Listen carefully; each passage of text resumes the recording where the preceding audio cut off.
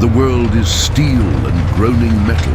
Inside the Kliment Voroshilov heavy tank, the air is thick with the stench of diesel and sweat. This 48-ton beast is not advancing, it is sinking, a prisoner of the Lithuanian marshland. Every lurch of the hull throws the crew against the hard steel interior, a brutal reminder of their powerlessness. Through the commander's narrow vision slit, the world is a disorienting smear of morning mist and mud. Movement. German soldiers emerging from the haze like ghosts, their faces shocked to have found this steel predator. A frantic command to load armor-piercing, an order to fire, but it's too late. A brilliant muzzle flash blossoms in the mist, and the high-pitched scream of an anti-tank shell closes the distance in an instant.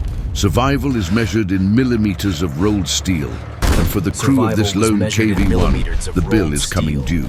The world explodes in a flash of white, a new scar of defiance carved into their armor. Hours earlier, there was only the pre-dawn quiet. The lone Kliment Voroshilov sat dormant in a mist-shrouded field, the air so thick with humidity it felt solid. Inside, the young loader, Dmitri, stacked heavy 76mm shells with the precise, terrified repetition of a man who knows his life depends on it. His commander, Ivan, a veteran whose exhaustion was etched into his face, watched him. With a grim nod, he slapped the tank's thick interior wall. A dull, reassuring thud. This old beast had thick skin. They called it the Kliment Voroshilov. Not fast, not elegant, but forged for a single purpose, to endure. German anti-tank rounds would often just scratch the paint. For the men inside, this armor was their faith. As the day broke, the mission began. They advanced into the fog, a solitary dark shape crawling through a vast muddy sea.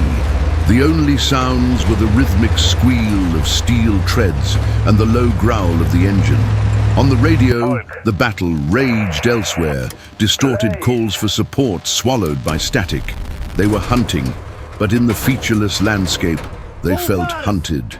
In these treacherous wetlands, the greatest enemy was not the German, it was the earth itself. Stagnant water and black mud began to seep through the floor plates, a sign that the ground was claiming them. A sudden, violent jolt, and all forward momentum ceased. The engine roared in a desperate, high-pitched scream, tracks spinning uselessly. They were sinking, and it was then, through the periscope, that Ivan saw it. A German supply convoy and light tanks emerging from the mist. His gun fired, and the enemy tank erupted. But in that moment of victory, they had revealed themselves. The incoming shell struck the turret with the force of a titan's hammer. It didn't penetrate. By a miracle of steel and slope, it ricocheted off with a terrifying shriek, leaving a molten scar glowing cherry red in the damp air. The crew was thrown around the compartment, deafened by a deafening bong that reverberated through their bones. Ivan's vision swam, his ears ringing. They were alive, but the cost of that miracle was immediate and catastrophic. The gunner, young Dmitri, yelled that the sight was clear, but the turret traverse was stuck. The impact had jammed the ring. Sparks erupted from a control box. The electricals were fried. They were a stationary pillbox with a gun that couldn't turn. A critical failure. Ivan's mind raced. He slammed his fist against the periscope housing and roared an order to the driver below. Pivot the tank. Bring the hull to bear. The driver, his hands gripping the steering levers, poured power into the engine. The V2K diesel screamed as the RPM needle buried itself in the red. But deep in the engine compartment, overstressed gears gave way. A primary gear shattered and a horrific bone-jarring crunch filled the tank. The engine stalled with a gut-wrenching final gasp. Silence. The driver's voice came back, defeated. The transmission was shot. They were not moving. Immobile. Turret jammed. A steel coffin. As this new reality set in, the radio crackled to life. It was Pavel, from the platoon's T-34, his voice a mask of terror. "Volk, we're hit. Turret is gone. The fire." Ivan spun his periscope, finding his friend's tank. It was a burning wreck. He watched in horror as two crewmen engulfed in flames were cut down by German infantry rising from hidden foxholes. Pavel's desperate scream tore through the static. "They're all over us. For Stalin's sake, suppress them. Fire on my position." But his plea was cut off by the sharp click of the command channel. A cold, authoritative voice, the political commissar, overrode the frequency. "All units forward to the objective. Do not stop for damaged tanks. The motherland demands victory." The order was clear. Leave Pavel and his men to die. Preserve the superior, albeit crippled, KV-1. Ivan stared at the radio speaker. In one ear, his friend begged for his life. In the other, the party demanded his abandonment.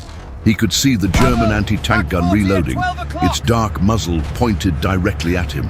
He looked at Dmitri, whose young, fearful face was waiting for the command that would decide their fate. Pavel's voice came one last time, a weak, resigned whisper. "Volk, please." The choice was made. Ivan's eyes, no longer exhausted, burned with a cold, defiant resolve. He flicked on the intercom, ignoring the commissar's channel. "Manual traverse, now!" Dmitri lunged for the greasy hand crank. The gears, stiff and damaged, groaned in protest. He threw his entire skinny body into the effort, his knuckles scraping raw against the turret wall, staining his tunic with fresh blood.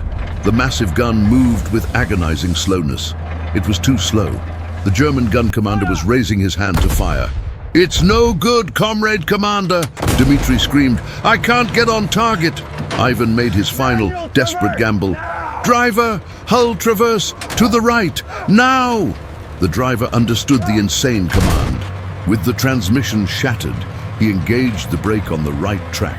The engine gave a final, tortured howl as all its remaining power went to the left. The entire 47-ton tank shuddered and pivoted just a few precious degrees in the mire. It was enough. The main gun was aligned. "Fire!" Ivan roared. Dmitri slammed the firing pedal. The high-explosive shell detonated in the middle of the German infantry, a massive eruption of fire and mud that silenced the battlefield. The battle's roar faded into an eerie silence, broken only by the ping of the cooling gun barrel and the whistling wind. They had done it. They had saved what was left of Pavel's crew.